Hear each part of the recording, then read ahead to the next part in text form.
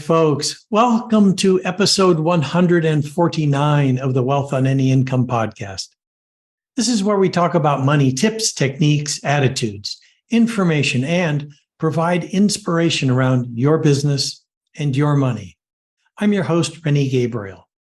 In past episodes, we spoke about how to understand the numbers from your business, how to measure the level of pleasure based on where you spend your money, how to track your money in 5 to 10 seconds, what determines how close you are to complete financial choice, and how to run your business without being in your business.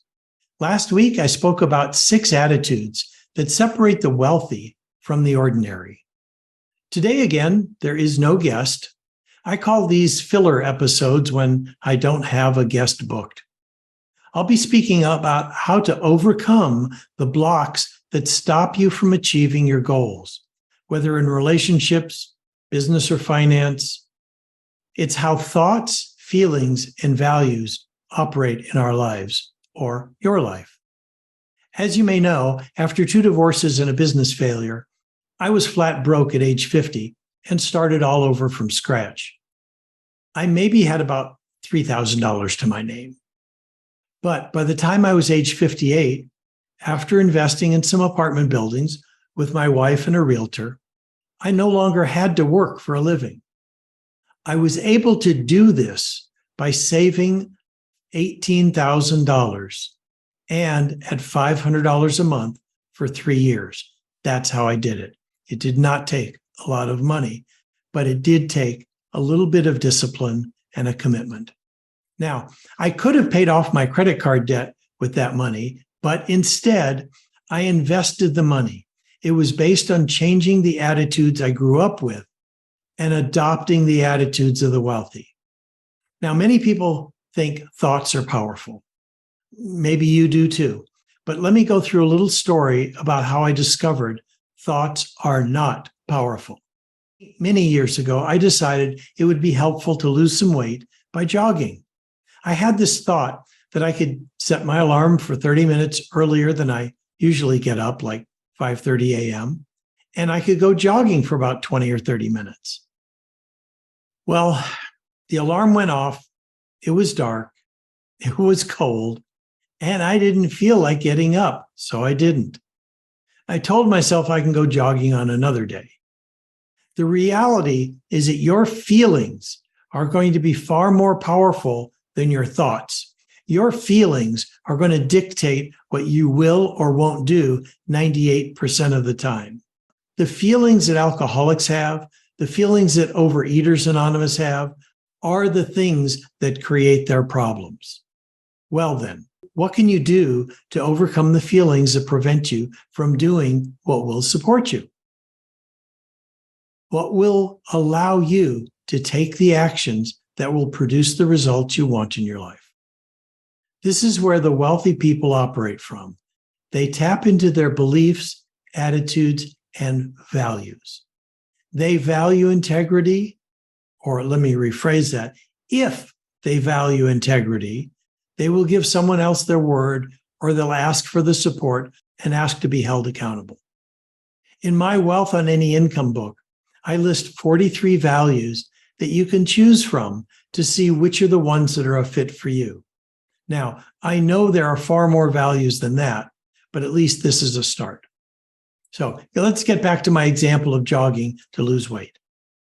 Knowing that relying on myself to get up and go jogging at 6 a.m. was not working, I went to the house of a neighbor that I know who goes jogging. I said to him, "Ron, I'd like to start jogging. Can I go with you the next time you go?" He said yes, and he said to meet him at 6 o'clock the next morning. When I said to him, "I'll see you tomorrow morning," that's the same thing as my giving someone my word, and I honor my word. I do have integrity. Now, the next morning when the alarm went off at 5:30, and again, I didn't feel like getting up, I still got up, and I got to Ron's house at 6 a.m. Now, I used one of my values, integrity, to overcome the feeling that was preventing me from doing what I knew was in my best interest. By the way, if you donate $25 through the link to the charity at the top of my Wealth on Any Income homepage, you can get my Wealth on Any Income book as a PDF for free, just for the donation to a charity that saves the life of dogs and soldiers. Anyway, if you're feeling stuck, and there are some legitimate reasons for that, there may be a fear that you have of failing or a fear you may have of succeeding. You may have some anger or resentment that's taking up headspace instead of an excitement to get started on your goals. You may feel frustrated that similar things in the past have not worked out, or there may be some feelings of disappointment in yourself for procrastinating. If you want a breakthrough, there are some questions you can ask yourself. But it's even better if you let someone else ask you these questions. Now, I often say wealth creation is a team sport, not a solo sport. And the reason for that is you can have all the information you need. You could know all the great books that can support you, but no book, not even my great book, can do the two things that are vital to your success. One, no book can interrupt your faulty thinking. You may be playing some old tapes in your head, and the book cannot interrupt you and say, "That's not true. Let me tell you what I see." Only a person can do that. Only a committed listener can do that, whether it's a coworker, a friend, or a coach that you've hired. Two, no book can hold you accountable to the actions you said you would take. If you're stuck, a book cannot get you unstuck. Again, that takes another human being who can ask, did you do what you said you would do? If you didn't, what was it that got in your way? What do you really want? I'll leave you with those questions. And that's all for today. Another short episode.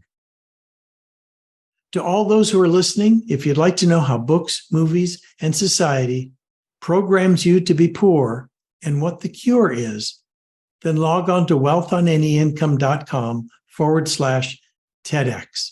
You'll hear my TEDx talk and can request a free 9-step roadmap to complete financial choice and philanthropy. And that'll have a complete explanation of the 9 steps. You'll also be able to get a weekly email with tips, techniques, or inspiration around your business or your money.